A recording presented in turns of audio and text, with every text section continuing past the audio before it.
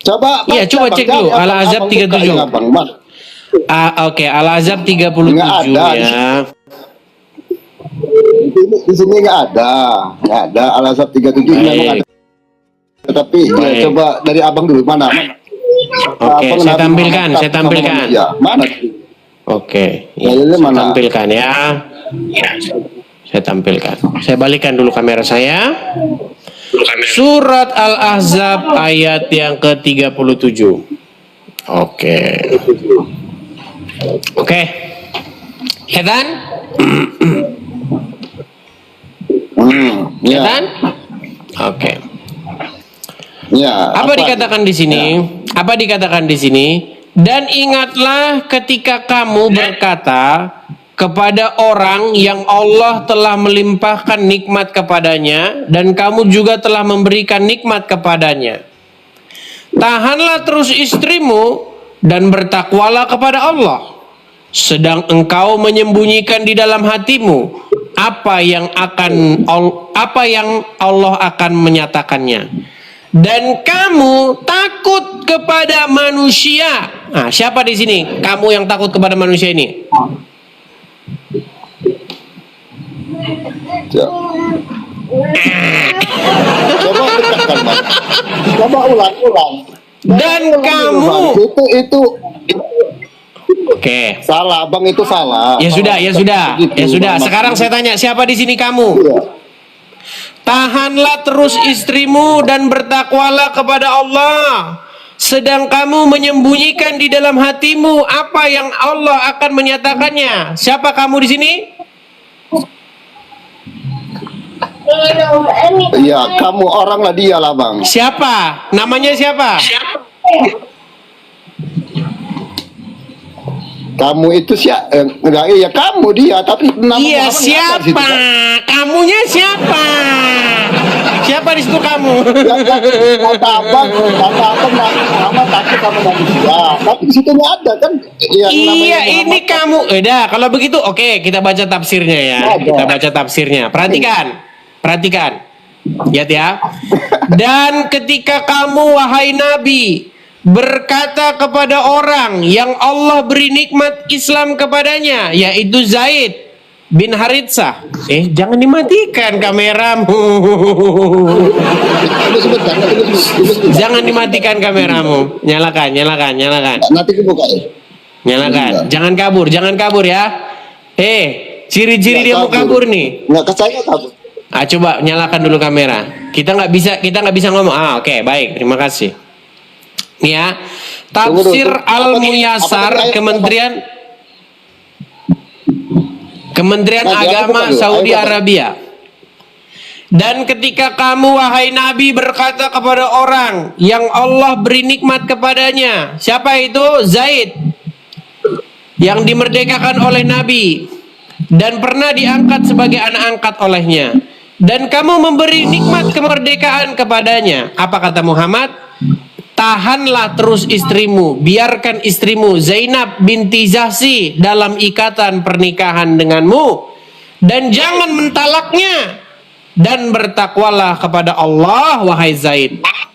Dan kamu, wahai Nabi, menyembunyikan dalam hatimu, wahai Nabi, apa yang Allah wahyukan kepadamu, yaitu talak Zaid terhadap istrinya dan menikahkan kamu dengan mantan istrinya tersebut. Cuit.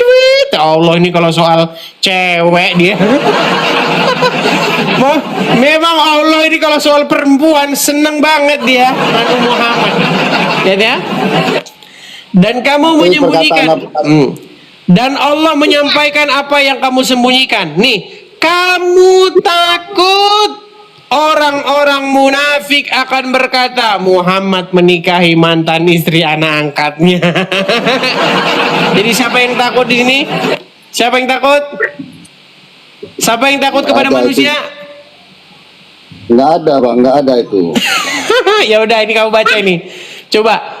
Dan kamu takut kepada manusia nih. Coba nih. Perhatikan nih. Perhatikan ya. Tahanlah terus istrimu dan bertakwalah kepada Allah. sedang kamu menyembunyikan di dalam hatimu apa yang Allah akan menyatakannya, dan kamu takut kepada manusia. Siapa yang takut kepada manusia? Mana bang, mana baca, nggak ada tuh bang. Sudah saya bilang. Kan sudah saya bilang tidak ada orang Islam yang percaya. Kalau mereka percaya Al-Quran, mereka akan meninggalkannya. Ya udah, tidur dulu. Ya, tidur dulu di bawah sana. Ya, tidur kalau di bawah sana, tidur. Ayo, silakan yang muslim ya. Teman-teman sekalian, saya ini kurang bagaimana lagi memberikan kesempatan kepada kalian. Kalian tahu nggak kenapa Abdul Somad, Adi Hidayat, ya Felix Xiao tidak berani naik ke sini? Mereka ngintip. Kenapa mereka tidak berani naik ke sini? Karena mereka tahu bahwa yang saya katakan itu benar. Orang-orang awam datang ke sini mencoba-coba ingin membantah saya.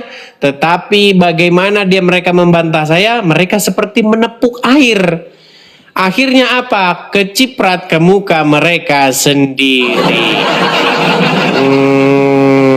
Ya. Ayo, silakan. Siapa di antara kalian yang muslim yang bisa membuktikan bahwa kamu percaya Al-Quran?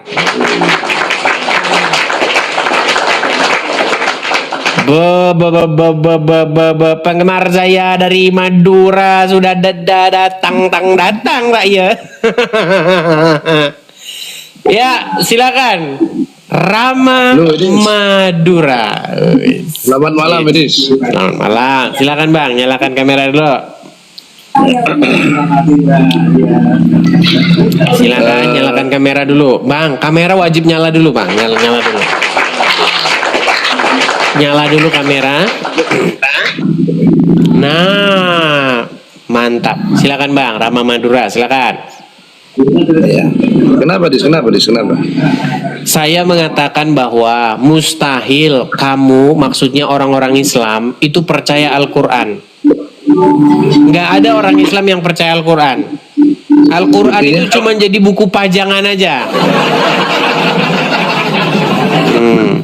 Atas dasar apa kamu bilang seperti itu? Oke. Kalau Anda percaya Al-Quran, maka Anda harus mengakui bahwa Muhammad digambarkan di dalam Al-Quran sebagai sosok yang mata duitan. Betul nggak? Nggak percaya Al-Quran lagi ya? Baik, kita tunjukkan ayat-ayatnya. Baik, saya akan tunjukkan ayat di dalam Al-Quran yang menyebutkan bahwa Muhammad itu seorang yang mata duitan, ya. Baik. Surat Ad-Duha. Surat Ad-Duha Abasa. Surat Abasa. Kita mulai dari ayat yang pertama ya. Oke. Saya balikan dulu kamera saya. Kita menyuruh orang Islam percaya Al-Quran biar mereka segera meninggalkannya. Baik. Surat Abasa ayat yang pertama. Dia Muhammad bermuka masam dan berpaling karena telah datang seorang buta kepadanya. Tahukah kamu, barangkali ia, si orang buta tadi, ingin membersihkan dirinya dari dosa. Akan tetapi, atau dia ingin mendapatkan pengajaran, lalu pengajaran itu memberi manfaat kepadanya. Adapun orang-orang yang merasa dirinya serba cukup, siapa maksudnya ini? Yaitu pembesar-pembesar Quraisy, orang-orang kaya.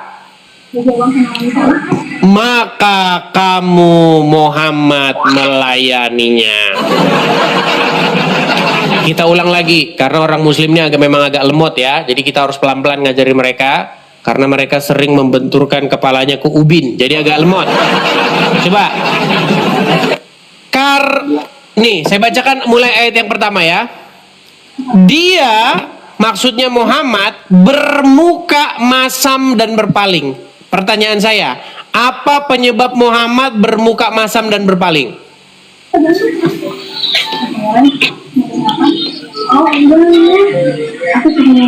Macet. Ayo, terus. Bang Rama Madura, saya tanya dulu Bang ya. Dia Muhammad bermuka masam dan berpaling nih, penyebabnya nih apa ya? Apa penyebab dia bermuka masam dan berpaling? Itu kan ada di bawahnya tuh ayat tuh dis. Iya, karena seorang buta datang kepada dia, betul? Nah, siapa orang buta ini? Nah, kita bacakan ya. Nih, menurut kitab-kitab tafsir, yang dimaksud orang buta yang datang kepadanya ini adalah Abdullah bin Ummu Maktum.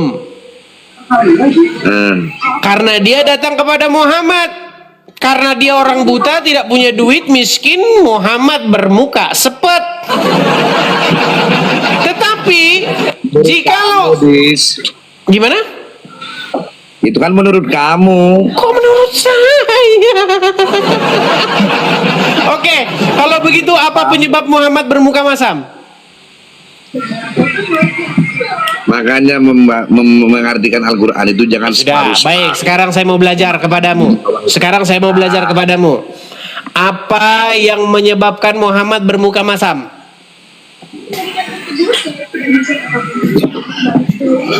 Masalahnya biar macet.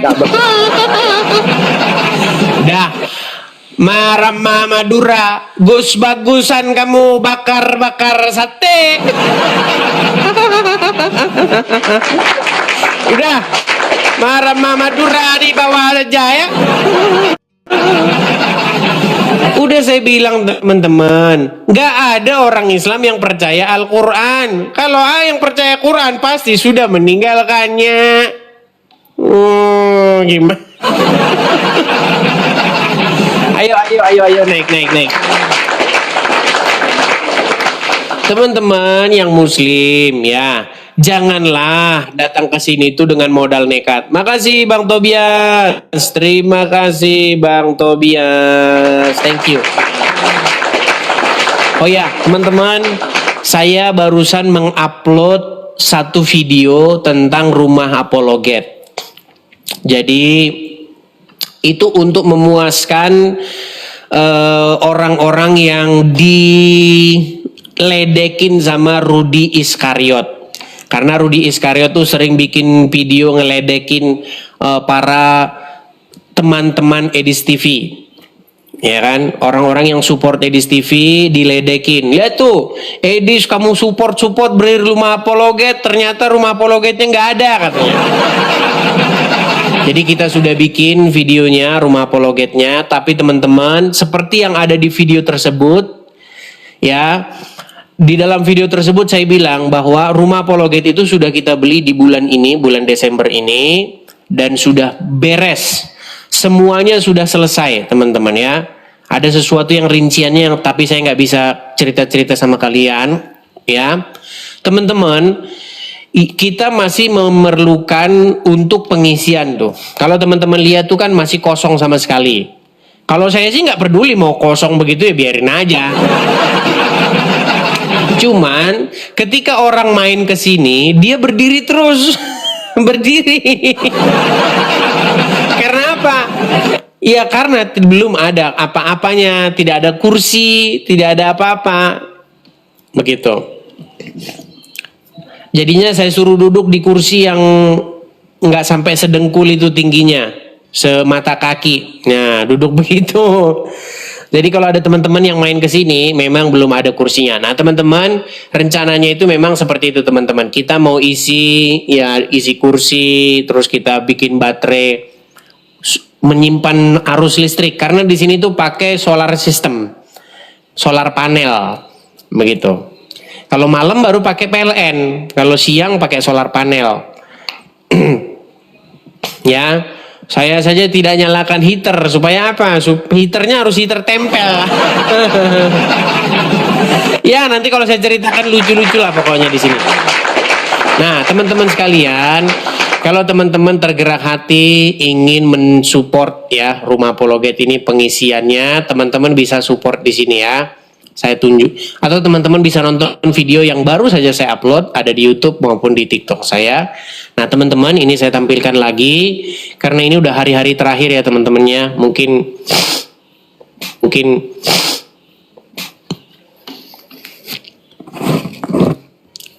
hanya beberapa hari lagi saja teman-teman, kita sudah tutup untuk kolektor Rumah Apologet ini. Nah, bagi teman-teman yang punya berkat berlebih, teman-teman bisa support di situ ya. Walaupun Rumah Apologet kita sudah kita beli, tapi di dalamnya masih kosong, nggak ada apa-apa, teman-teman ya. Kalau teman-teman mau mensupportnya, teman-teman bisa support lewat situ. Silakan teman-teman tangkap layarnya. Kalau ada berkat berlebih, nanti tidak kehilangan nomor kontaknya. Bagi teman-teman yang nonton di YouTube, itu ada tulisan berjalan. Di situ ada Bank BRI juga, ada Zelle, ada PayPal, ada semua di situ. Kalau teman-teman mau mensupport. Ya, jadi saya masih menerima pemberian atau kado Natal dari teman-teman sekalian untuk penyelesaian Rumah Apologet ini. Ya, sudah saya upload. Kalau teman-teman mau lihat video selengkapnya, silakan mampir ke profil saya. Silakan teman-teman tonton sendiri ya. Walaupun sudah ditonton oleh puluhan ribu orang, tapi yang mensupport itu nggak lebih dari 6 orang. Ya, itulah memang karena teman-teman yang seperti yang saya katakan, yang mensupport itu memang tidak ada 0,1%-nya seperti itu. Karena memang seperti itulah keadaannya, ya itulah ya. Oke, kita kasih lanjut lagi. Saya ganti dulu background saya. Bentar ya. Nah, ini dia. Oke, kita lanjutkan kembali diskusi kita. Mari ya, silakan yang muslim-muslim buktikan perkataan saya ini ya. Oke, kita kasih naik, ada Jaga NKRI. Ini yang tadi teman-teman. Kita berikan kesempatan ya. Semoga sinyalnya dia udah bagus. Ya, Jaga NKRI. Bang, tadi Anda saya turunkan karena delay, Bang. Saya ngomong, Anda terima 3 detik kemudian. Jadi makanya saya turunkan. Sekarang kita tes sinyal dulu ya. Iya. Oke. Coba. Apakah Anda seorang muslim? Sedang menuju muslim. Sedang menuju muslim. Baik. Apakah Anda sudah mengucapkan 2 kalimat syahadat? Jadi 2 kalimat syahadat itu bukan sekedar diucapkan, Dis, tapi dilakukan. Bang, tenang dulu Bang, tenang dulu. Saya setuju dengan Anda bahwa implikasi 2 kalimat syahadat itu artinya Anda tidak boleh menjadikan sesuatu yang lain sebagai ilah. Betul? Betul. Nah, ternyata pemahaman Anda itu tidak sejalan dengan pemahaman Muhammad. Nah, menurut Muhammad, barang siapa yang mengucapkan 2 kalimat syahadat itu masuk surga, walaupun dia mencuri, walaupun dia berzina. Betul? Terus. Lanjut. Oke, sekarang apakah Anda sudah mengucapkan 2 kalimat syahadat? Ya. Nah, berarti menurut Muhammad Anda akan masuk surga, betul? Gini, masuk ke Nggak surga percaya atau sama tidaknya. Muhammad. Ada masa pembayaran karma, ada pembayaran dosa dan penebusan dosa, Dis. Jadi kita jika sudah melakukan sesuai syariat Islam, Kenapa ya kita Anda pasti tidak masuk surga. percaya Al-Quran? Kenapa Anda tidak percaya Muhammad? Barang Yes. siapa Kalau yang itu mengucapkan 2 kalimat sesuatu yang syahadat, dia akan masuk surga. Ya, lanjut. Loh, Anda percaya atau tidak? Lanjut. Coba, saya pengen dengar statement Anda. Loh, Itu ucapan Muhammad. Barang siapa yang mengucapkan 2 kalimat syahadat, maka dia akan masuk surga sekalipun orang tersebut berzina, sekalipun orang tersebut mencuri. Ini bertentangan dengan pemahaman Anda bahwa 2 kalimat syahadat itu. Jadi Maha Penyayang. Kalaupun Anda sudah berbuat maksiat, Anda bertaubat, Anda pasti diterima, Dis. Nggak ada bertaubat. Terima kasih Bang Tobias. Kalau bertaubat di dalam Al-Quran tidak ada jaminan surga. Tidak ada jaminan surga untuk orang yang bertaubat. Sekarang gini, Dis, saya tanya nih, surga dan neraka itu apa? Coba aku tanya. Kok lari ke situ dulu? Jangan lari ke sana dulu. Coba didengarkan. Kamu dengarkan ini. Ini orang udah bosan dengar ini. Coba dengarkan. Dengarkan ya. Dengarkan. Dengarkan ini.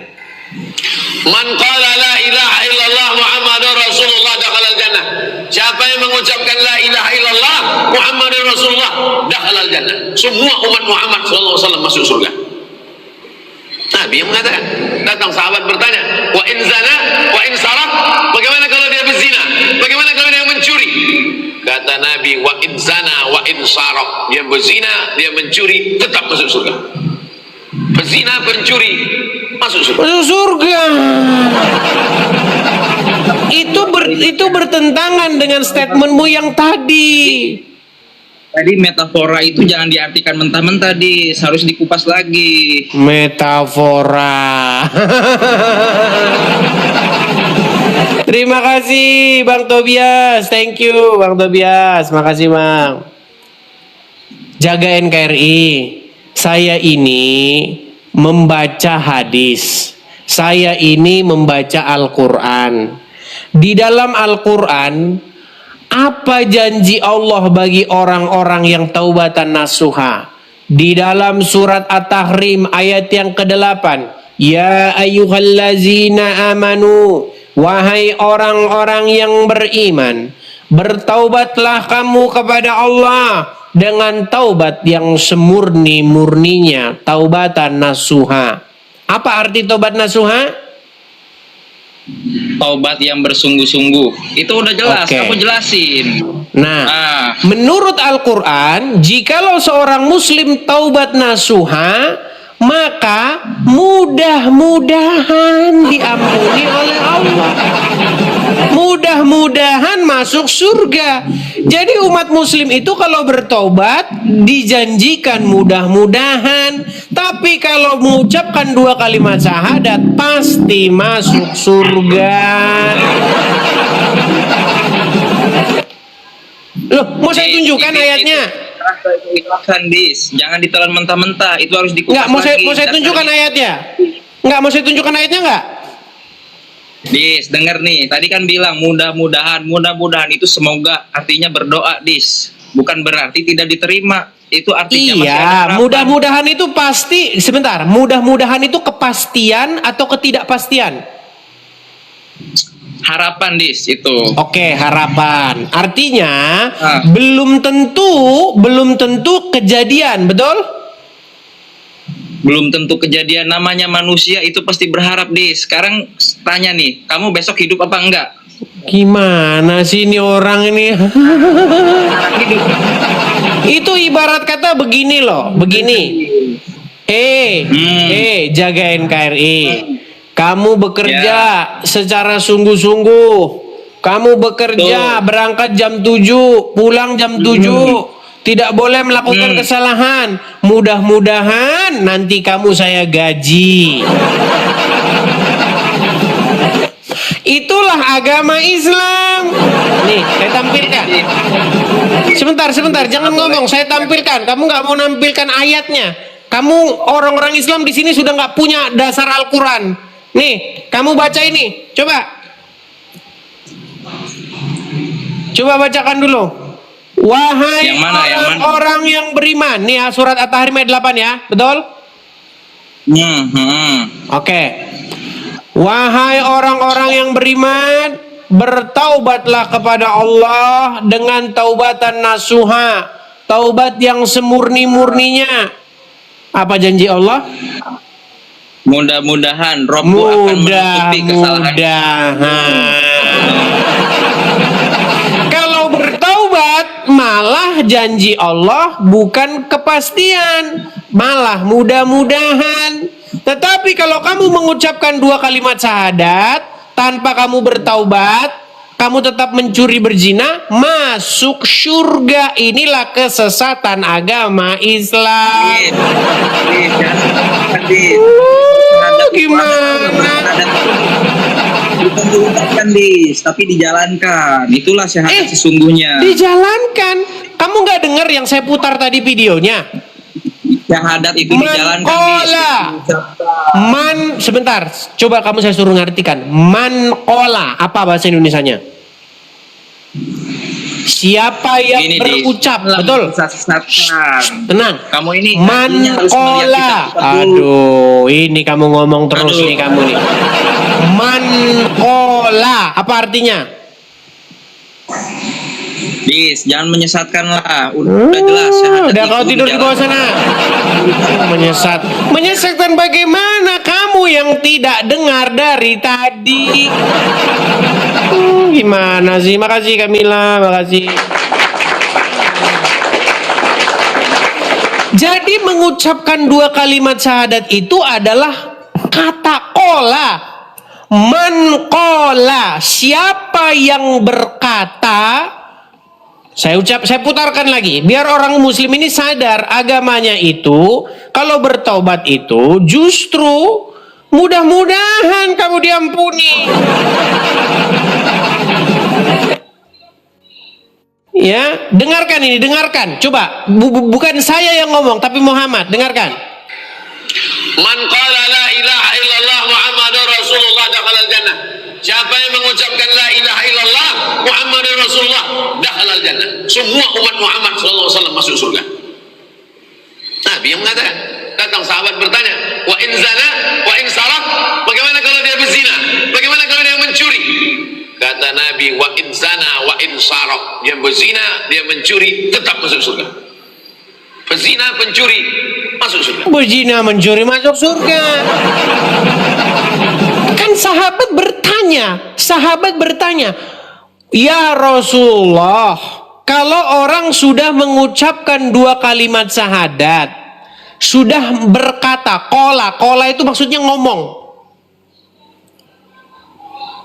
Ketika dia sudah berkata la ilaha illallah itu, bagaimana kalau dia berzina? Bagaimana kalau dia mencuri?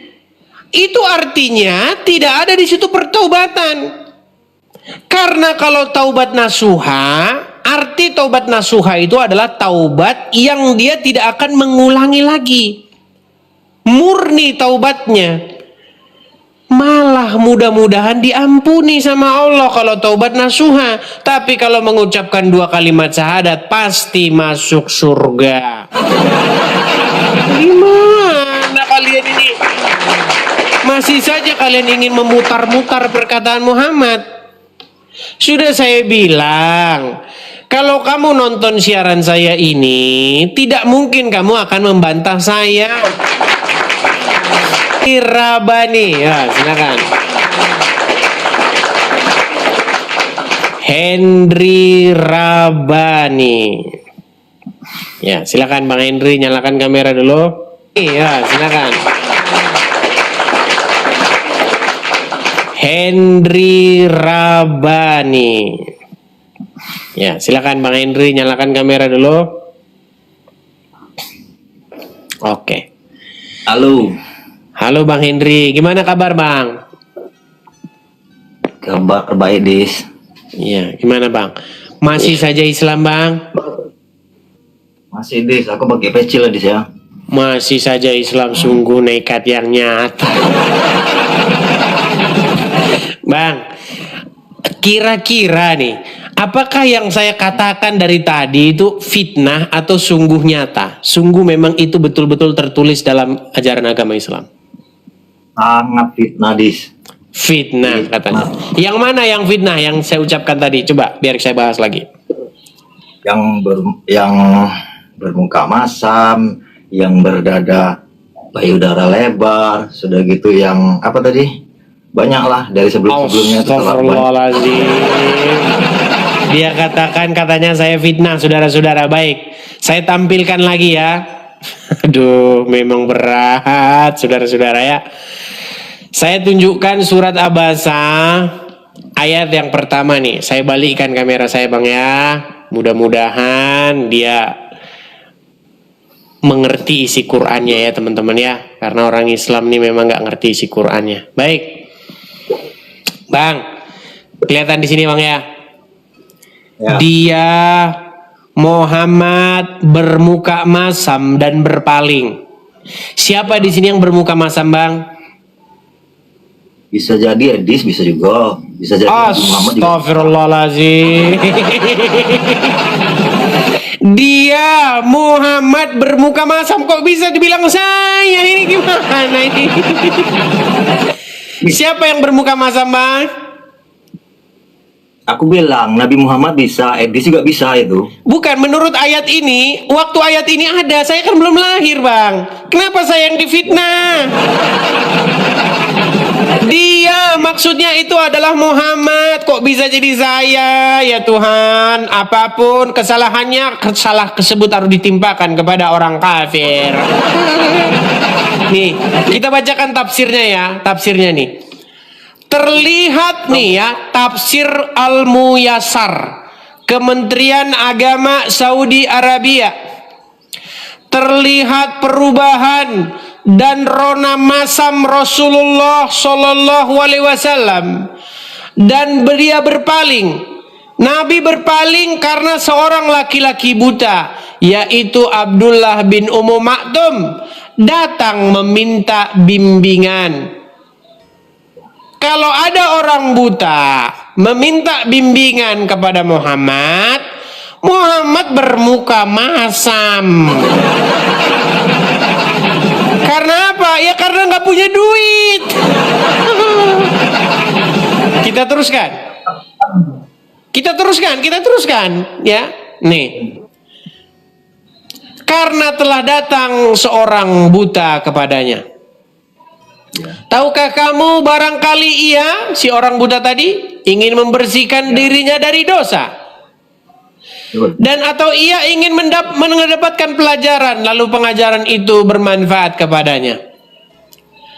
Adapun orang yang merasa dirinya serba cukup, siapa maksudnya ini? Ya, kita baca lagi ya. Tafsir Al-Muyassar ya. Kita bacakan. Namun orang-orang yang merasa, mana ya? Nih, adapun orang-orang yang merasa cukup dengan dirinya karena memiliki harta. Siapa maksudnya? Pembesar-pembesar Quraisy ini. Adapun orang-orang yang merasa dirinya serba cukup atas harta mereka, yakni pembesar Quraisy, maka Muhammad apa? Di ayat ke-6, maka kamu melayaninya. Jadi sudah jelas ayat ini menunjukkan bahwa Muhammad mata duitan. Itu kan tafsir orang. Oke, kalau gitu coba jelaskan kepada saya, siapa yang berwajah masam di situ? Ini Dis, ini kita Al-Quran yang kitab yang nyata, ya kan? Ini aku nyatakan sama Anda ya. Jadi di situ orang yang buta itu orang yang tidak membaca kitab, bisa jadi Edis juga. Sulit. Sulit bener makin. Iya kan? Itu yang pertama. Tafsir bebas ala Henry Rabbani. Sekarang ini tunggu ya, aku ngomong ya. Aku ngomong lu. Ini Al-Quran ini bukan cerita-cerita dongeng, Dis. Ya Ini sudah, kalau begitu Al-Quran. siapa orang buta yang datang kepada Muhammad namanya? Orang buta itu orang yang nggak ngerti agama. Namanya Orang siapa? yang Namanya? sekarang Dis, aku baca Al-Quran tuh bukan untuk dongeng-dongengan, itu nyata untuk sekarang ini. Ya, Bang. Oke, saya tunjukkan lagi satu ayat ya, Bang. Bahkan ya, Bang ya, kalau mau ngomong sama Muhammad itu wajib ngasih duit dulu dong. Kita tunjukkan ya. Perhatikan.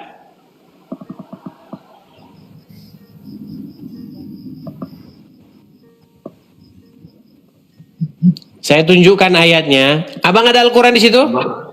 Ada nggak Al-Quran di situ? Ada. Oke, coba bukakan surat Al-Mujadalah ayat yang ke-12. Baca Bang Edis, baca aja. Kita akan tampilkan ya. Bagaimana tapi para penerjemah ini memelintirnya. Baik, saya tunjukkan. Surat Al-Mujadalah. Bentar, sabar ya. Surat Al-Mujadalah ayat yang ke-12. Silakan disimak dulu, Bang. Lihat sini, Bang. Oke, baik ya. Hai orang-orang yang beriman, apabila kamu mengadakan pembicaraan khusus dengan Rasul, hendaklah kamu mengeluarkan sedekah. Tapi dibilikin tanda kurungnya, kepada orang miskin. Padahal aslinya ya sedekahnya kepada Rasul. Lihat nih. Hai orang-orang yang beriman, apabila kamu mengadakan pembicaraan khusus dengan Rasul, hendaklah kamu mengeluarkan duit sedekah. Ini dalam tanda kurung ini aslinya nggak ada ini. Ini para penerjemah ingin menutupi Muhammad yang mata duitan. Coba dibuang aja dibuang dalam kurungnya ya. Dalam kurungnya saya buang. Oke, baik. Kita buang dalam tanda kurungnya. Wahai orang-orang yang beriman, apabila kamu mengadakan pembicaraan khusus dengan Rasul, hendaklah kamu mengeluarkan sedekah sebelum pembicaraan itu. Yang demikian itu lebih baik bagimu dan lebih bersih. Dan jika kamu tidak memperoleh, maka sesungguhnya Allah Maha Pengampun lagi Maha Penyayang. Jadi kalau mau ngomong sama Muhammad, bayar dulu coy.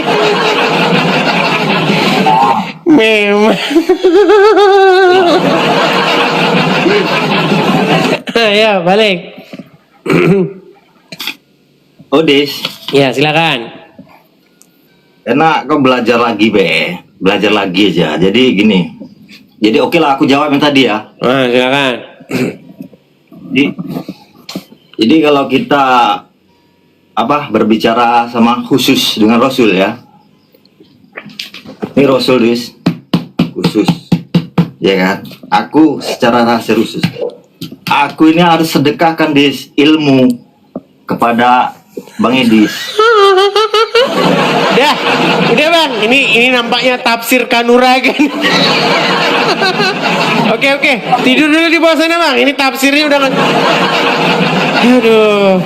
Jadi udah saya bilang teman-teman, nggak ada orang Islam yang percaya Al-Quran teman-teman, nggak ada. Al-Quran itu teman-teman menceritakan tentang sosok Muhammad, digambarkan sebagai sosok yang berdosa, sosok yang sesat, sosok yang mata duitan. Makanya di dalam Al-Quran tersebut dijelaskan sesuatu yang jelek-jelek tentang Muhammad, tetapi orang Islam mengatakan Muhammad suri tauladan yang baik. Aduh, Herman jaringan mereka ini.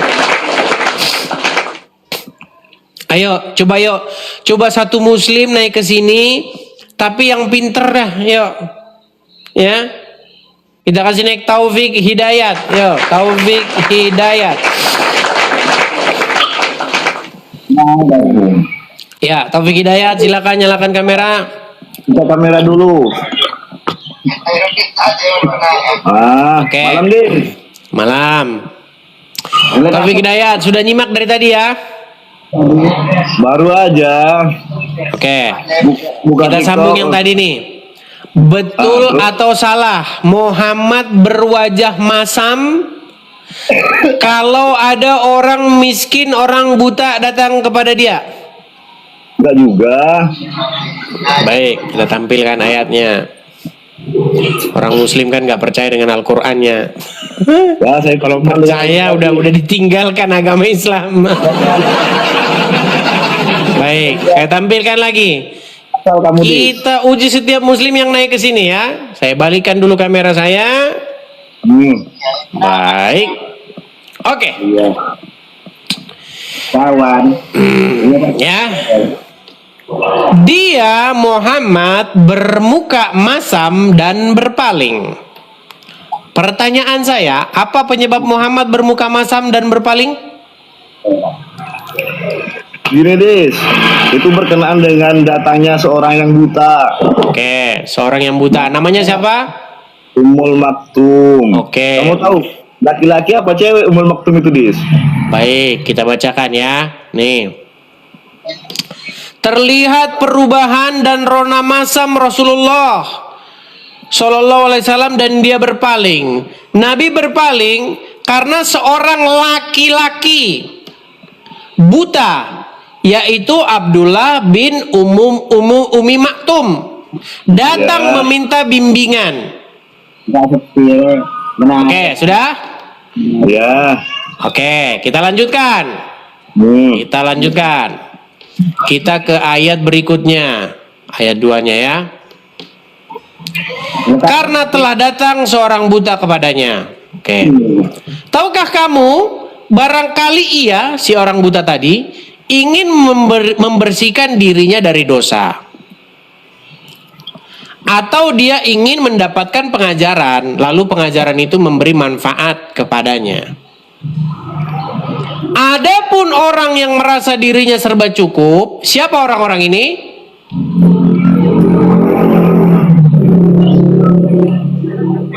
Ya. Adapun orang yang merasa dirinya serba cukup, siapa mereka ini? Nggak kelihatan, Dis. Udah mulai pura-pura sinting. Oke, kita baca tafsirnya pelan-pelan, pelan-pelan. Siapa maksudnya orang-orang ini? Ya. Namun adapun orang-orang yang merasa dirinya serba cukup, siapakah mereka? Para pembesar Quraisy. Adapun orang yang merasa dirinya serba cukup atas harta mereka, maka kamu melayaninya. Jadi inilah sosok Muhammad yang dibangga-banggakan oleh umat muslim. Kalau ada orang yang buta, yang tidak punya duit datang kepada Muhammad, muka Muhammad masam. Tetapi jikalau yang datang kepada dia adalah para pembesar Quraisy yang banyak duitnya, Muhammad langsung melayaninya. Pertanyaan saya, betulkah di situ Muhammad membeda-bedakan orang? Kata siapa? Bang, lanjutin benturin kepala ke Ubin. Lanjutin benturin kepala ke Ubin ini. Ke Ubin terus. Diam.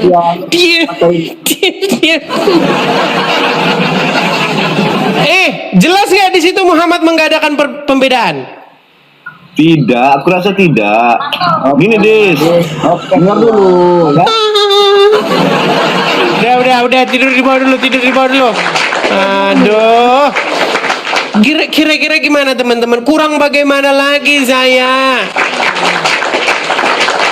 Kurang bagaimana lagi saya menjelaskan kepada kalian, wahai orang-orang muslim, Al-Quran saja tidak kau percaya lagi, apalagi saya. Aduh, berat. Coba yuk, naiklah satu muslim yang betul-betul mengerti agama Islam. Orang jadi gregetan loh ngeliat kalian ini. Aduh, ya. Oke, kita kasih naik ada Bentar ya. Bentar. Rian, coba Rian.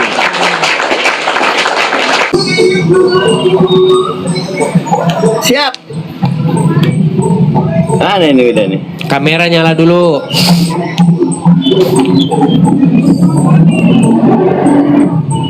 Oke, sudah nyimak dari tadi ya? Udah bang, udah. Nah, silakan tanggapanmu, silakan. Jadi yang dari tadi saya simak itu bang,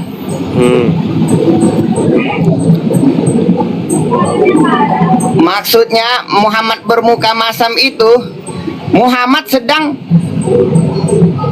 lagi berbincang dengan petinggi Quraisy, sedangkan si buta itu datang memotong pembicaraan begitu bang, jadi nggak sopan. Jadi Muhammad kan manusia biasa bang, jadi ya wajar lah dia bermuka masam, ya kan? Di situ udah ada penjelasannya paling bawah itu. Baik. Jadi menurutmu Muhammad membeda-bedakan orang nggak? Tidak bang, tidak. Umat Muhammad itu selalu didoakan bang, bahkan akhir hayatnya. Baik. Kita bacakan lagi ayatnya. Baik. Kita tampilkan dari ayat yang pertama Oke, ya. tunjukkan bang. Dia Muhammad bermuka masam dan berpaling. Aduh, suaramu bro. Makasih Kani. Coba kau bisukan dulu.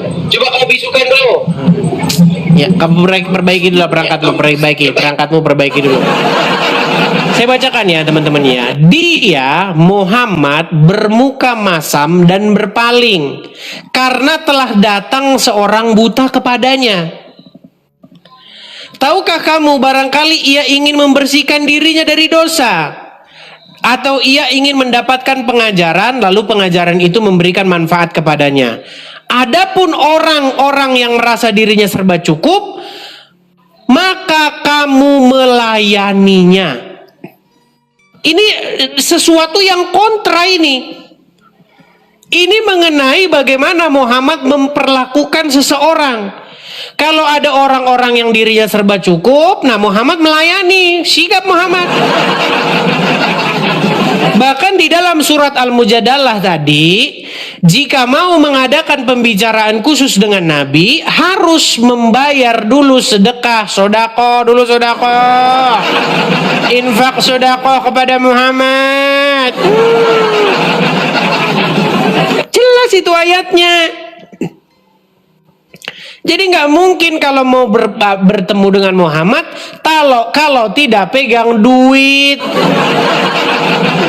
Gimana? Loh, zaman sekarang teman-teman jangan salah. Ada banyak ulama-ulama, ada banyak pastor-pastor, pemuka-pemuka agama yang seperti Muhammad kelakuannya. Pak Ustadz, ya, saya mau bertanya Pak Ustadz, saya mau berkonsultasi Pak Ustadz. Ini siapa ya? Ini Bapak Pak Ustadz, Bapak Ahmadi. Yang tinggalnya di mana ya? Yang tinggalnya di pinggir kali Pak Ustadz. Oh, saya sibuk. Karena dia tahu ini nggak ada duitnya. Tetapi kalau yang telepon adalah para pejabat, ya Pak Ustadz, saya baru korupsi 3 miliar Pak Ustadz. Oh, gimana? Bagaimana Pak Ustadz? Apakah saya akan masuk surga Pak Ustadz? Asal mengucapkan 2 kalimat syahadat masuk surga. Kalau kamu mengucapkan 2 kalimat syahadat masuk surga. Ada yang seperti itu. Pastor-pastor juga oknum-oknum ya. Pastor-pastor pemuka-pemuka agama Kristen juga ada seperti itu, ada. Ya, Pak Pendeta, ya siapa ya ini ya? Ini jemaat Pak Pendeta siapa ya? Tinggal di mana? Tinggal di pinggir kali. Lagi sibuk. Banyak yang seperti itu teman-teman ya. Ini sangat bertolak belakang dengan Tuhan Yesus kita. Sangat bertolak belakang. Tahu nggak teman-teman? Tuhan Yesus sangat peduli dengan orang-orang miskin, orang-orang yang terlantar, terpinggirkan, orang-orang kelas 2, kelas menengah ke bawah. Tapi ketika Tuhan Yesus berbicara dengan ahli-ahli Farisi, orang-orang berduit, hei kamu, ditunjuk-tunjuk. Karena apa? Karena memang itulah yang dikritik oleh Tuhan Yesus.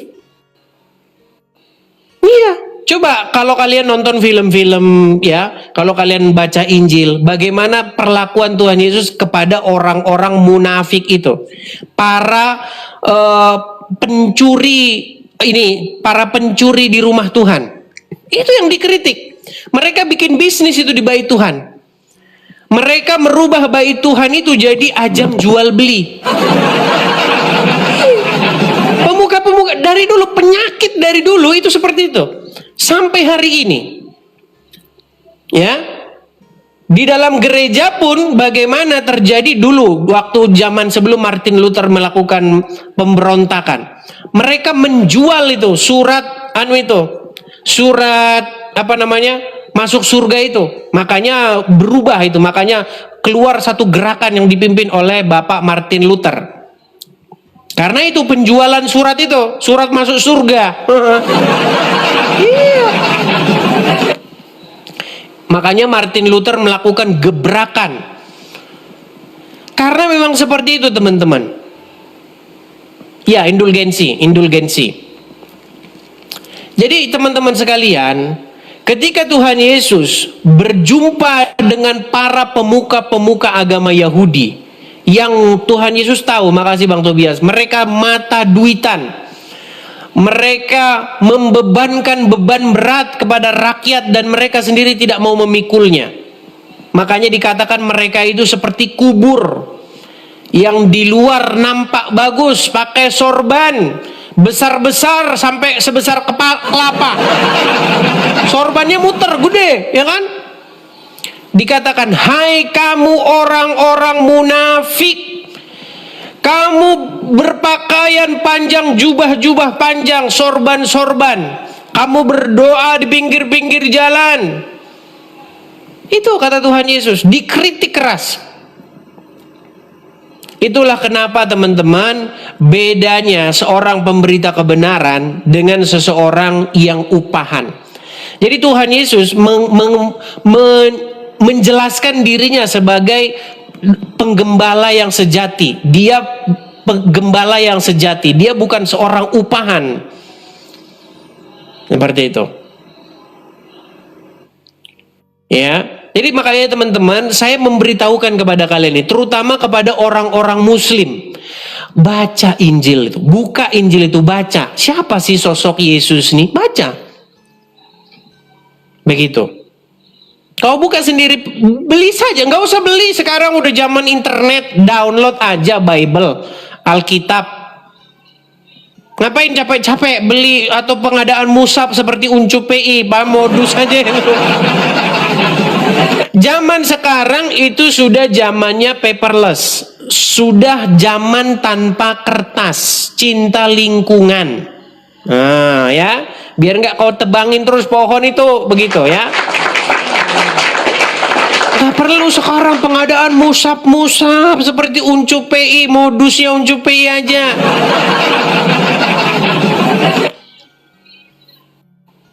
Jadi sekarang tinggal nginstal saja. Kalian punya HP, install saja di situ. Alkitab online, baca. Bagaimana Tuhan Yesus menghadapi para ulama-ulama seperti itu. Nah sekarang banyak sekali, ini terutama kepada orang-orang muslim nih. Karena banyak orang-orang muslim nih yang awam-awam. Asal sudah dilihat sorban bergulung di kepalanya, Habib, cium tangan Habib. Maka mulailah Habib mendongeng, mulailah Habib menjual sesuatu, menjual terahnya. Terah itu maksudnya garis keturunannya, bahwasanya turunan Nabi itu adalah orang-orang yang suci. Seburuk-buruknya Habib, sejahat-jahatnya Habib lebih baik ketimbang ulama yang soleh.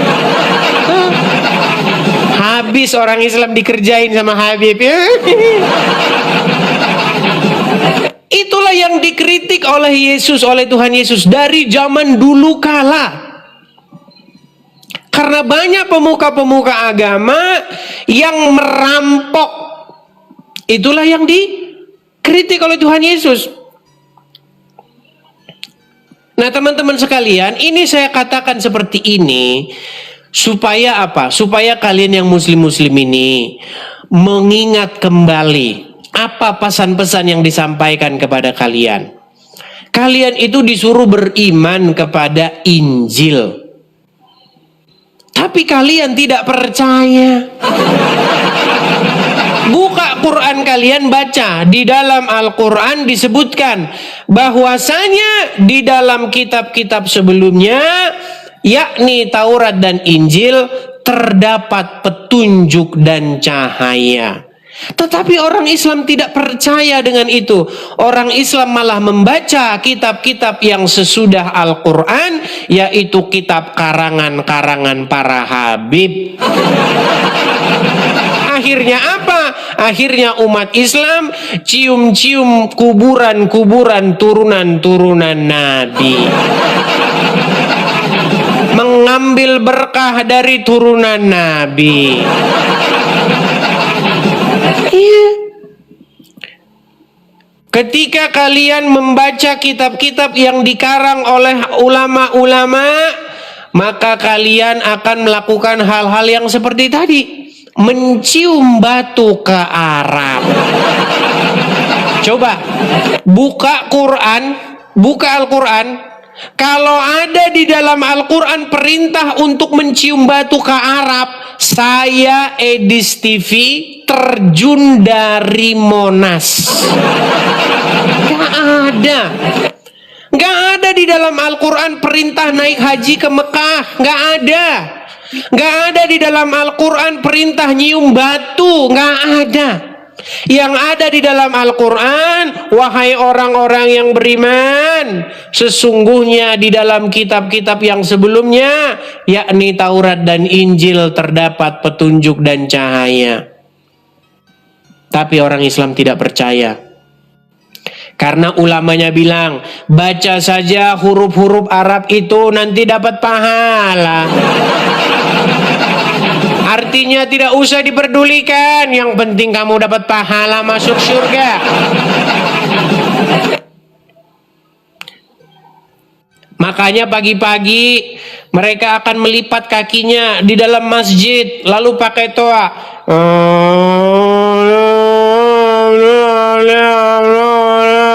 Amin.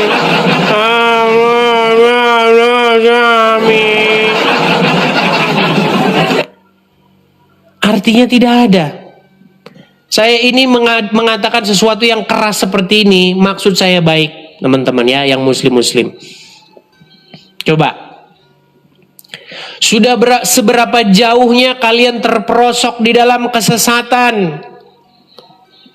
Kalian malah mengkultuskan orang-orang yang mengatakan dirinya turunan Nabi. Padahal di dalam Al-Quran, di dalam surat Al-Ahzab ayat yang ke-40, Makana Muhammadun aba ahadim mir rizalikum.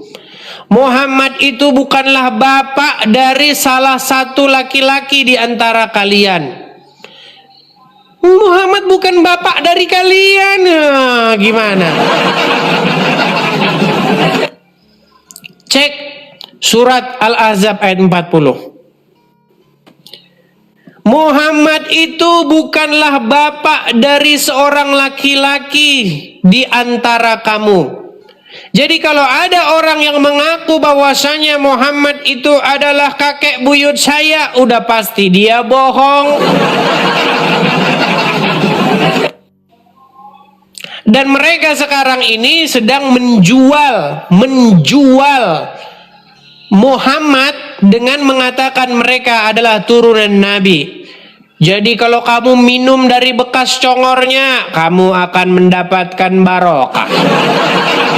Kalau kamu minum bekas air cucian kakinya, kamu dapat barokah.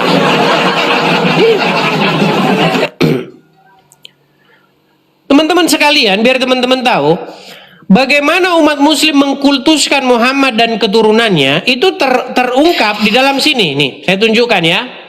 Bagaimana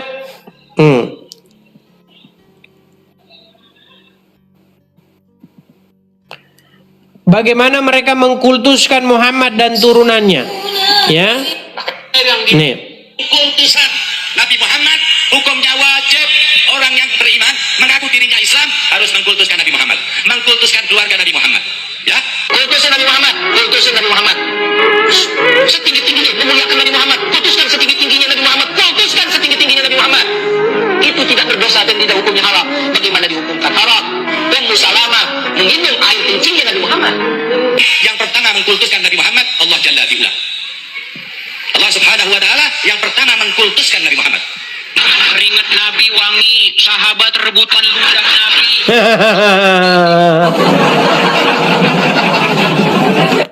Jadi segera berangkatlah kalian untuk menuju cahaya dan kebenaran, yaitu di dalam Injil, ya. Ayo, silakan kita membuka diskusi kembali. Bagi yang muslim-muslim, saya berikan kesempatan kepada kalian. Mari kita diskusi dengan baik. Silakan. Naura Akila Kamilah. Silakan Naura. Waduh, ya. Silakan Bang, apa yang mau Anda sampaikan? Jangan terlalu dekat-dekat Bang. Jangan terlalu dekat-dekat Bang, bibirnya. Nanti ada yang terpesona loh. Nanti perempuan-perempuan pada bernyanyi, terpesona ku pada pandangan pertama. Silakan. Silakan. Naura Akila, apa yang mau Anda sampaikan? Mengenai surah Abasa. Surat Abasa. Abasa wa tawalla tadi. Itu ada asbabun nuzulnya. Oke, benarkah di situ Muhammad berwajah masam? Benar-benar. Oke, dia berwajah masam karena ada seorang buta datang kepadanya, betul? Iya. Nah, sementara kalau pembesar-pembesar Quraisy, tenang. Sementara kalau pembesar-pembesar Quraisy yang datang kepada Muhammad, orang-orang yang merasa dirinya serba cukup, yaitu orang-orang kaya, Muhammad segera melayaninya, betul? Enggak betul. Enggak betul. Lalu kenapa Muhammad ditegur? Kenapa Muhammad ditegur di situ? Itu teguran dari Allah kepada Nabi Muhammad karena sikapnya yang terpaling dan bermuka asam terhadap Abdullah bin Ummi Maktum, seorang sahabat Nabi. Iya, tahu saya. Tetapi dia langsung melayani kalau ada berbicara dengan tokoh pembesar kaum musyrik seperti Abu Jahal dengan dia langsung melayani, betul? Beriman. Iya. Dia langsung melayani, betul? Iya. Kenapa Muhammad langsung melayaninya? Itu melayani Abu Jahal dan bin Rabi'ah. Iya. Kenapa Muhammad melayani mereka tetapi tidak melayani orang buta? Kenapa? Dia kan teguran dari Allah. Di tengah percakapan penting itu datanglah. Iya, yang saya tanya apa sebabnya Muhammad membeda-bedakan? Karena Nabi terlalu fokus berbicara sama Abu Jahal untuk mengajak Abu Jahal masuk Islam. Iya, kenapa dia fokusnya kepada Abu Jahal, kepada pembesar Quraisy, kepada orang-orang kaya, sementara orang miskin dicuekin? Bahkan mukanya sepet. Kayak orang miskin. Astagfirullah. Memang susah ngomong sama mereka ini, teman-teman. Di situ dikatakan nggak Tetapi mengenai orang-orang yang merasa dirinya serba cukup, maksudnya di situ harta. Kenapa Muhammad justru dia fokusnya kepada orang-orang yang berduit itu? Kenapa? Karena kalau mereka masuk Islam, duitnya pasti keluar, duitnya. Kalau orang miskin yang masuk Islam tidak ada duitnya. Aduh, susah bener sih. Kalau pembesar-pembesar Quraisy yang masuk Islam, maka Muhammad dapat pengaruh. Ekspansinya cepat, biaya ada. Sementara kalau yang mau masuk Islam orang-orang miskin, nggak ngaruh apa-apa. Susah ngomong sama mereka ini. IQ 78. Jika kamu tidak mampu membuatnya, tidak akan mampu membuatnya. Jika kamu tetap dalam keraguan tentang Al-Quran yang kami turun kepada hamba kami Muhammad, satu surah yang semisal dengannya, ajaklah penolong-penolongmu selain Allah jikamu orang-orang yang benar. Oke, berarti tantangan membuat surat. Tidak akan mampu membuatnya, tertutlah padanya. Tantangan membuat surat. Yang bahan bakarnya manusia dan orang-orang kafir.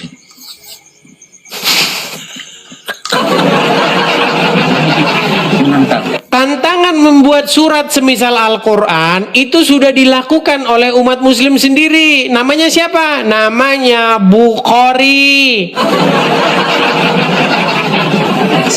Bisa enggak? Kamu berkata kepada saya, jikalau memang kamu mampu untuk menandingi Al-Quran ini, maka buatlah ayat yang semisal Al-Quran. Betul? Betul? Ayat yang semisal Al-Quran itu bahkan lebih canggih daripada Al-Quran sudah dibuat oleh orang muslim sendiri. Namanya Bukhari.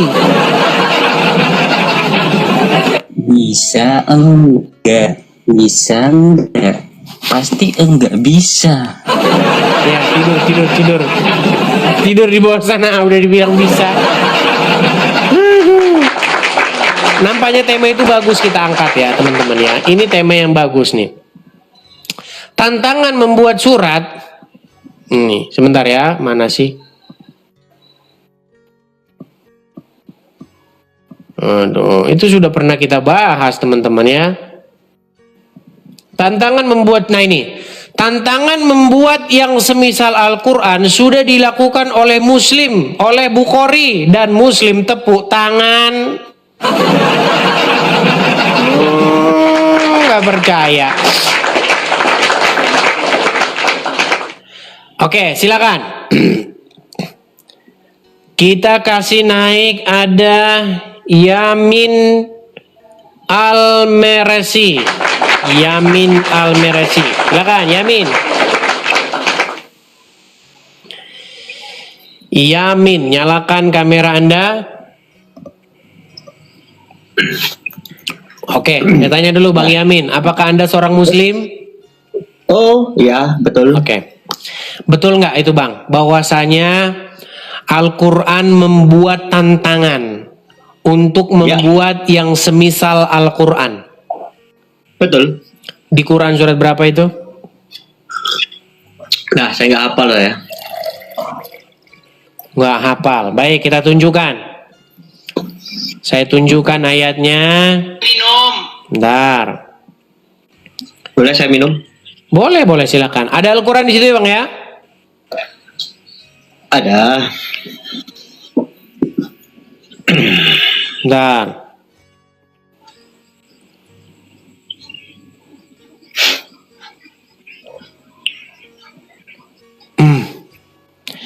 Itu ada di dalam Al-Quran surat yang ke, bentar ya.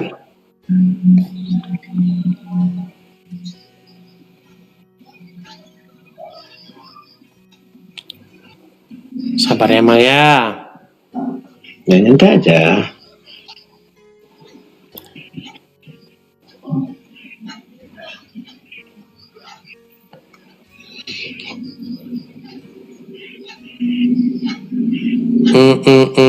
Sebentar ya. Teman-teman bisa bantu saya menemukan ayat itu, teman-teman? Tantangan untuk membuat surat Al-Quran itu. Saya lupa ayatnya. Penambah saya nggak hafal. Bentar ya. Yoi.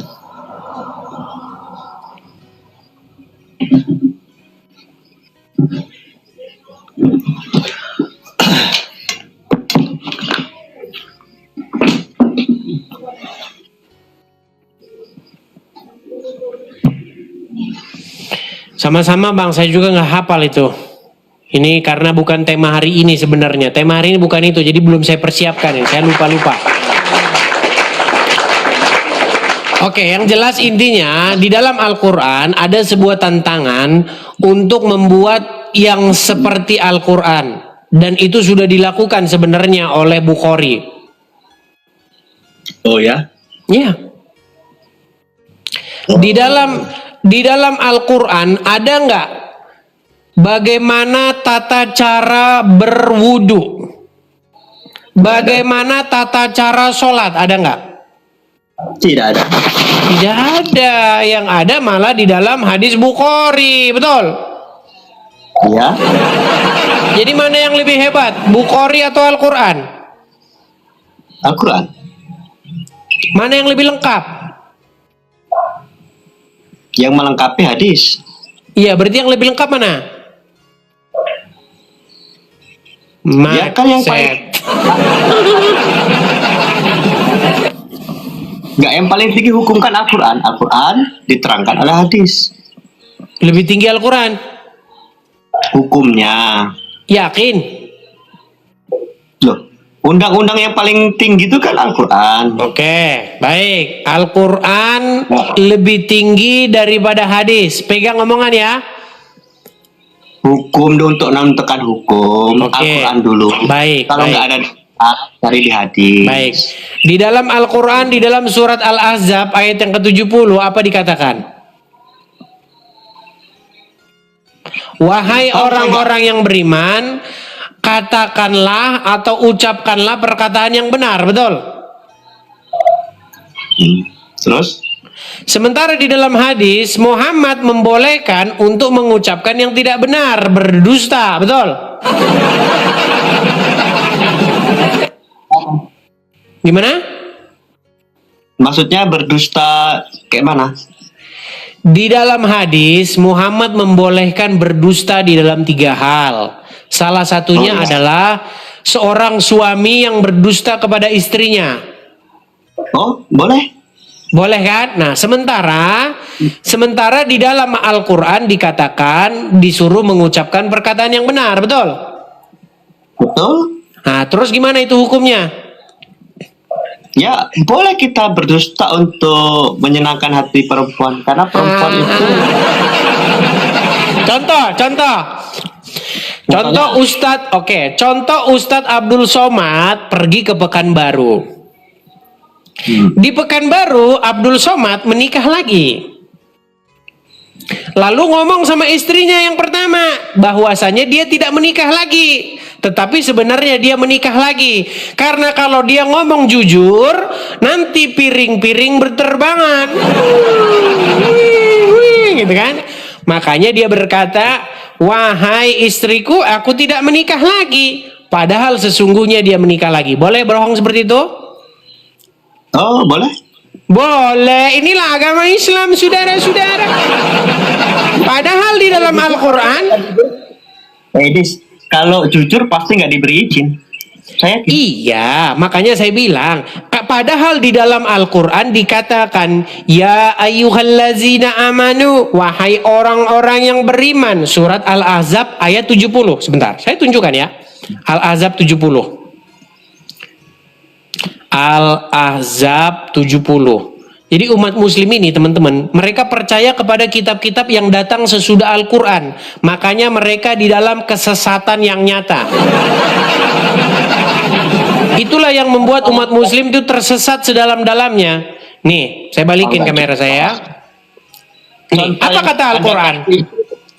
Sebentar Bang. Apa kata Al-Quran? Surat Al-Ahzab ayat 70. Wahai orang-orang yang beriman, bertakwalah kamu kepada Allah dan katakanlah perkataan yang benar. Betul?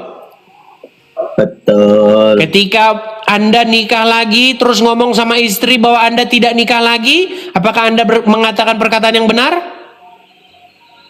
Itu perkataan bohong. Ya, berarti benar atau tidak perkataan itu? Ya kalau jujur yang nggak dibolehkan lah, kayak mana? Iya, berarti mengucapkan yang tidak benar, betul? Iya. Nah, sedangkan perkataan tidak benar itu menurut Al-Quran boleh atau tidak? Dalam 3 hal boleh. Boleh. Makanya saya bilang teman-teman, umat muslim itu telah membuat tandingan yang semisal Al-Quran, ya, bahkan malah lebih sakti itu tadi. Katanya Al-Quran lebih tinggi, tapi prakteknya di lapangan Al-Quran lebih rendah. Makanya saya bilang, Bang, saya di sini membawa pencerahan kepada kaum muslimin yang sudah digoblok-goblokin sama ulamanya. Contoh suami berbohong pada istri itu nggak pas contohnya. Contoh yang ringan-ringan saja. Anda tadi kan sudah mengiyakan saya, betul tidak? Tapi contoh yang Anda beri itu kurang pas. Saya bilang Oke, kurang pas. sekarang begini. Kalau Agim menikah lagi atau Ahmad Dhani menikah lagi, kalau dia jujur, pasti nanti akan terjadi perang dunia ketiga. Nah, daripada terjadi perang dunia ketiga, maka untuk ridho, maka suami boleh bohong, kata Muhammad, betul? Contohnya kurang tepat Anda itu. Berbohong terhadap istri bukan begitu contohnya. Tadi katanya begitu, sekarang bukan begitu. Yaudah, gimana contoh berbohong kepada istri? Contoh yang tepat gimana?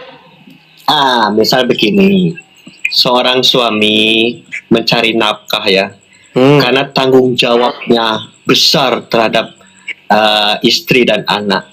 Apa yang terjadi, misalnya dia seorang di kantoran misalkan, dia dimarah dengan bosnya, dia konflik dengan teman-temannya, dia tidak akan cerita. Kalaupun istrinya berkata, itu gimana teman kerjamu ini? Oh baik, ini nih. Kalau dia jujur, itu akan menyakiti hati seorang istri karena beban seorang suami. Udah, tidur aja sana di bawah sana. Ngarang bebas aja. Aduh, sulit ya orang muslim ini. Teman-teman, kalau kita itu jujur, sebenarnya diskusi kita ini tidak perlu lama dan berbelat-belit loh. Ya, ini sudah diakui oleh para ulama. Boleh berdusta itu boleh, ya. Bentar. Islam itu boleh berdusta, boleh berbohong. Sebentar ya, dengarkan. Satu, ketika perang. Kedua, kita mengancam jiwanya orang. Dan yang ketiga, berbohong sama istri kalau kawin lagi. Loh iya, kawin mana mas? Enggak, padahal loro bojone ya. Probolinggo siji, Maringono endi, Bulusan siji. Bentar, ulang. Bentar ya, ulang nih. Bahkan kata bohong itu hanya boleh. Bahkan kata Nabi ada 3 hal yang kita nggak boleh jujur. Satu, strategi perang. Kedua, bohong yang dibolehkan itu adalah bohong untuk mendamaikan 2 orang mukmin yang saling menyakiti. Yang ketiga, berbohongnya suami istri tentang masa lalu mereka setelah menikah. Itu hanya boleh dari 3 hal. Satu, ketika perang. Kedua, kita mengancam jiwanya orang. Dan yang ketiga, berbohong sama istri kalau kawin lagi. Loh iya, gak susah itu. Kan kawin mana mas? Enggak, padahal loro bojone ya. Probolinggo siji, Maringono endi, Bulusan siji, endi siji, punya simpenan. Istrinya dibohongi, Beb, gak apa-apa. Karena kalau jujur nanti pertumpahan darah ya.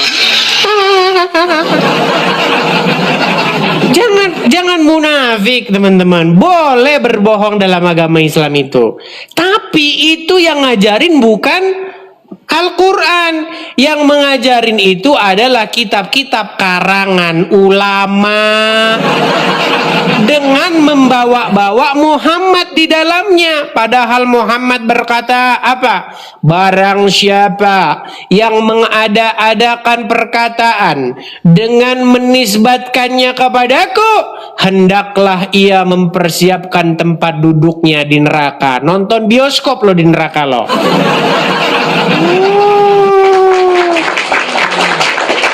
Itu teman-teman. Jadi yang muslim-muslim ya, Al-Quran memerintahkan berimanlah kalian kepada kitab-kitab yang sebelum Al-Quran. Tetapi para ulama kalian meracun kalian dengan menyuruh kalian beriman kepada kitab-kitab yang sesudah Al-Quran. Kalau ada di dalam Al-Quran perintah untuk mengimani kitab yang sesudah Al-Quran, saya lompat dari Monas. Ya. Yo, silakan. Habib Al-Syur, silakan. Habib Al-Syur.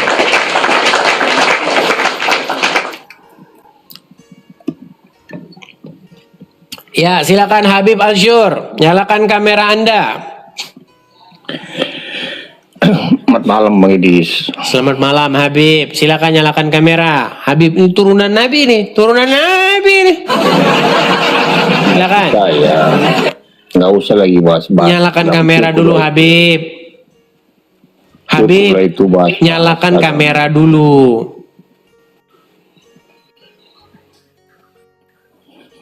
Halo? Iya, nggak usah lagi dibahas-bahas itu Bang Edi. Macet. Inilah, nggak usah itu dibahas-bahas. Coba gini, coba kamu ngomong sama ini. Sebentar nih, biar saya tunjukin dulu sama kamu. Saya hanya mereaksi orang-orang Islam saja, Bang, yang ngomongin agama Kristen. Anda tahu ini siapa? Kita kan Islam. Jesus, tulisannya PBUH. Kepanjangannya peace be upon him. Bang, tahu nggak Bang? Di sini, di tempat saya ini juga, ketika orang Muslim kayak gini, Jesus PBUH, peace be upon him, ditulis juga Muhammad PBUH, tapi Muhammad bukan peace be upon him, police maksudnya Bang, police be upon him, yang artinya Muhammad semoga polisi datang kepadanya. Ini akibat apa? Akibat kalian itu yang gak sopan sama Tuhan Yesus. Sebenarnya begini loh, kelakuan kalian itu yang begitu liar. Coba kalian itu tidak repot ngurusin agama orang. Gak mungkin Bang, orang-orang itu akan nanggapin kalian. Karena orang Muslim itu banyak yang membawa-bawa nama Yesus. Ditulislah Yesus PBUH, peace be upon him. Dibalaslah sama orang Kristen, Muhammad PBUH, Muhammad please be upon him. Jadi jangan begitu Bang. Coba Anda ngomong itu sama saudara Anda dulu, sama yang muslim-muslim. Wahai umat muslim, marilah kita itu jangan mengganggu agama orang. Gitu. Coba bisa nggak Anda bilang sama ustadz-ustadz kalian untuk berhenti bahas-bahasin Kristen? Ya nanti dicoba dulu lah. Iya, mari kita sepakat. Ayo kita sepakat yuk. Agamamu agamamu, agamaku agamaku. Gitu. Selama kalian masih ngebahasin Kristen terus, ya selama ini juga saya bahasin Islam terus. Ayo, bisa nggak kamu ucapkan itu kepada saudara-saudaramu yang Muslim? Ya, itu dulu. Ya, jangan ngomong ke saya dulu. Sama Muslim dulu ngomong begitu. Hentikan. Jangan. Kadang-kadang mereka ini menyusup teman-teman. Kalau Kristen ngomongin Islam, bilang, ayo kita jaga toleransi. Jangan ngomongin Islam. Kalian ngomong gitu ya, itu tugas kalian. Nah, nanti ada lagi, dibikin tugas yang lain. Kalau ada orang Islam bahas agama Kristen, kalian bilang itu dakwah. Kadang-kadang mereka begitu, itu triknya mereka teman-teman, triknya. Itu intrik mereka. Jadi janganlah kita seperti itu teman-teman. Kalau kalian muslim, kenapa sih kalian tidak mencukupkan diri dengan agama kalian itu? Coba, bisa nggak?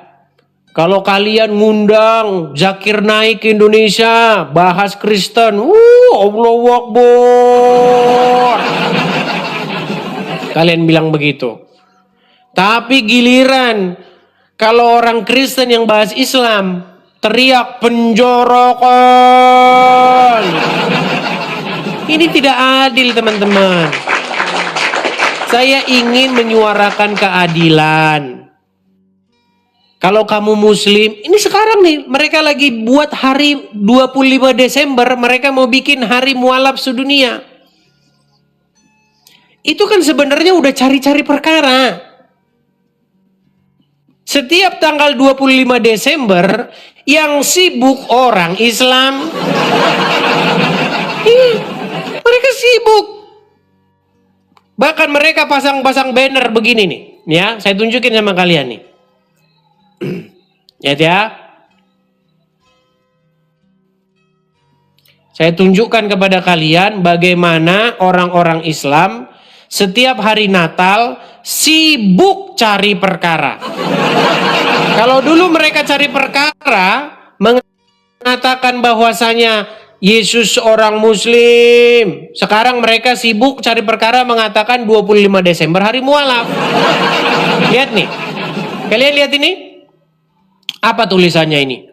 I love Jesus because Jesus is Muslim, brother. Yesus itu Muslim, brother, Muslim. Nih, apa di sini dikatakan nih? Tidak merayakan Natal, Tahun Baru Masehi, tidak mengikuti ibadahnya, penyembah selain Allah, mencintai Isa sebagai hamba Allah dan Rasulnya. Toleransi nih. Saya Muslim, saya cinta Yesus karena saya ini mereka ini. Usil. Selalu usil. Kalau dijawab penistaan agama.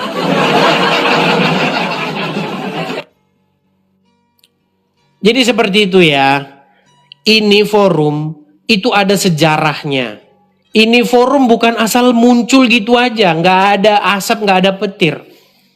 Forum ini muncul akibat daripada orang-orang Islam yang sering membahas agama Kristen. Ketika saya tanggapi, kalian malah marah-marah. Begitu ya. Jadi seperti itu teman-teman. Marilah kita saling dewasa ya. Kalau kalian boleh bahas agama Kristen, maka saya juga boleh bahas agama Islam. Tapi ingat, tidak boleh di sini fitnah. Tidak boleh di sini mengeluarkan statement-statement yang nggak ada dasarnya. Ya, seperti itu. Oke, ini udah berapa jam teman-teman? Saya sudah siaran, udah berbicara 2 jam lebih. Gimana teman-teman? Apakah kita istirahat dulu? Orang teman-teman maunya lanjut terus, lanjut. Kita iklan dulu ya teman-teman ya, kita iklan dulu. Teman-teman sekalian, seperti video yang barusan saya upload, bahwasanya rumah apologet kita itu sudah kita beli, sudah selesai ya teman-teman ya. Hanya saja teman-teman masih ada sebagian yang perlu kita isi. Di video saya itu saya bilang, teman-teman ini rencananya mau kita bikin kursi, ada sofanya karena masih kosong blong, teman-teman ya, kosong blong. Kita putarkan saja bersama-sama videonya ya teman-teman ya, tentang rumah apologet kita. Sebentar, saya akan putarkan dulu. Oke, sabar ya teman-teman ya. Saya putarkan ya, saya balikkan dulu kamera saya. Oke. Saya tampilkan di layar dulu. Karena teman-teman ini maunya cuma nonton aja. Kalau iklan pada kabur. Baik. Kita tampilkan ya. Oke, kita besarkan. Ya. Halo, selamat pagi, siang, sore, pemirsa XTV dimanapun semua teman-teman berada. Inilah rumah Apologet yang selama ini saya bilang dan saya janjikan kepada kalian. Dan bulan Desember ini sudah saya tepati. Ayo kita masuk ke dalam. Ayo masuk ke dalam. Kita masuk ke dalam ya. Oke. Ayo masuk ke dalam. Saya jalannya mundur saja biar teman-teman juga bisa lihat. Oke. Kita buka pintunya ya. Aduh, mana ini? Oke, pintunya sudah terbuka. Ayo ke sini. Kamera ke sini ya. Oke. Nah, teman-teman, rumah Apologet ini sudah kita beli di bulan Desember ini tahun 2025. Tapi keadaannya masih seperti ini ya. Kosong seperti ini. Nah, ayo ke sini. Semuanya masih kosong, belum ada apa-apa. Ini bagian lantai satunya ya. Ini adalah pintu belakangnya. Ya. Jadi teman-teman itu ya sudah saya upload. Tinggal kalian tonton sendiri ya teman-teman ya. Nah teman-teman sekalian, masih ada beberapa bagian yang perlu kita bereskan. Jadi teman-teman yang mau mensupport untuk pembiayaan terakhir ini teman-teman ya. Teman-teman bisa support di yang tertera di layar sini. Teman-teman bisa support melalui itu. Bagi teman-teman yang nonton di YouTube juga teman-teman ada tulisan berjalan itu ya. Ada PayPal, ada Zelle juga ada. Teman-teman bisa support melalui itu. Kita belum punya kursi. Kalau orang kesini saya suruh berdiri. Kalau saya sih nggak peduli teman-teman mau kosong mau apa. Kalau saya mah apa? Kalau saya tidur di tikar aja saya nggak apa-apa teman-teman. Saya itu orangnya nggak mau pusing-pusing. Mau nggak ada kursi, mau ada kursi ya tidur aja gitu. Saya orangnya begitu teman-teman. Bahkan kalau saya misalnya diajak ngapa-ngapain itu saya paling malas. Saya disuruh ganti sandal saja, saya paling sulit teman-teman. Karena memang watak bawaan saya itu seperti itu. Saya disuruh beli celana, ganti celanamu, malas. Saya itu paling teman-teman. Jadi sebenarnya saya kasihan kalau ada orang datang. Kalau ada orang datang itu berdiri teman-teman. Belum ada tempat duduknya. Jadi masih kosong ya teman-teman ya. Nah untuk itu teman-teman, kalau teman-teman tergerak hati ingin mensupport ya untuk pelengkapan atau penyelesaian rumah Apologet ini, karena masih ada beberapa hal yang perlu kita biayai seperti kita mau beli kursinya, kita mau beli apa-apanya, bla bla. Saya nggak perlu sebutkan satu persatu. Kita juga mau pasang baterai dan lain sebagainya. Teman-teman bisa support di situ. Seperti yang saya bilang teman-teman, pensupport itu jumlahnya tidak lebih dari 0,1%. Jadi memang hanya sedikit sekali. Jadi follower saya ini sudah hampir kalau tidak salah 700.000 sekian. Kita buletin 1 juta orang. Nah 1%nya 1 juta orang itu adalah 10.000.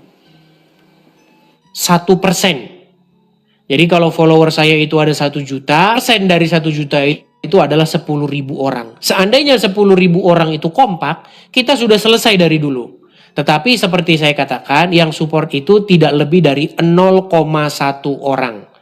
Begitu. Jadi jumlahnya itu tidak begitu banyak. Nah, makanya teman-teman, sebelum saya tutup ini rumah Apologet kita ini, pembiayaan rumah Apologet kita ini, teman-teman yang mau mensupport, silakan teman-teman mensupport. Ya, itu ada rekeningnya BRI, Zelle, PayPal, semua ada di situ. Jadi teman-teman tangkap layarnya, screenshot, nanti teman-teman ada berkat berlebih, teman-teman bisa mensupport lewat situ ya. Oke, mungkin seperti itu saja siaran kita untuk malam hari ini, ataukah ada lagi yang mungkin teman-teman mau menyampaikan sesuatu? Silakan, kita di forum-forum santai sekarang. Atau teman-teman ingin menyampaikan sesuatu atau apa? Bukron Mustojib, coba kita lihat. Bukron Mustojib. Teman-teman masih mau lanjut mereka teman-teman ya. Oke, coba kita kasih naik ada Ani. Oke. Makasih Kak Mila Snejer, terima kasih. Ani, ya. Ani, deng deng deng. Sungguh ku ingin kau tahu. Nah, silakan. Ani, nyalakan kamera Anda. Jangan macet.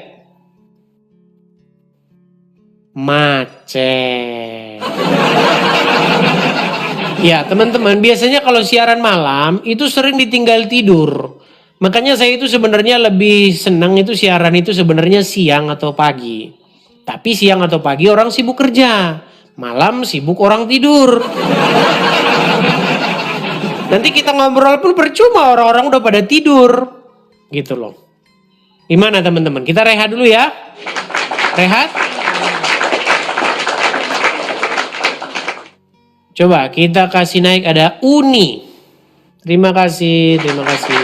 Uni. Ya Uni, selamat malam. Silakan nyalakan kamera dulu. Halo Uni. Kan tidur kan? Saya bilang orang-orang pada tidur. Oke lah, baiklah ya, karena orang-orang udah pada tidur juga, sudah mau istirahat, sudah jam 10 malam ya.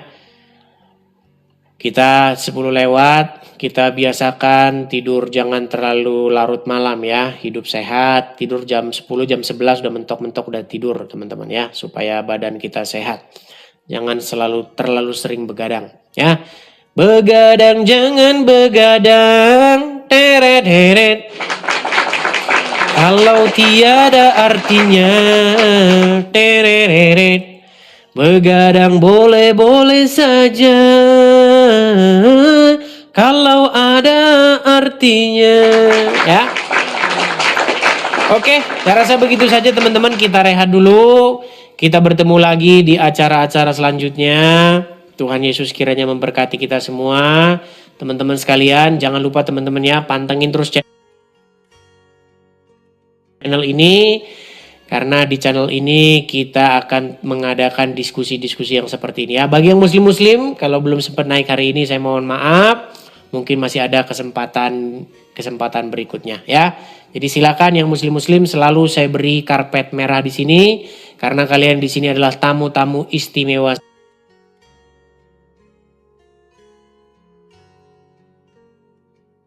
Nyatakan bahwa perkataan atau statement-statement saya itu salah. Ya, saya berikan kesempatan kepada kalian. Karena kalau yang saya naikkan Kristen nanti dibilang katanya kita subjektif begitu ya. Jadi kita kasih yang muslim-muslim. Saya rasa itu saja malam hari ini teman-teman. Kurang lebihnya saya mohon maaf. Kalau ada kata-kata yang salah, jangan disimpan dalam hati ya teman-teman ya. Sampai jumpa kembali. Tuhan Yesus menyertai kita semua. Salam.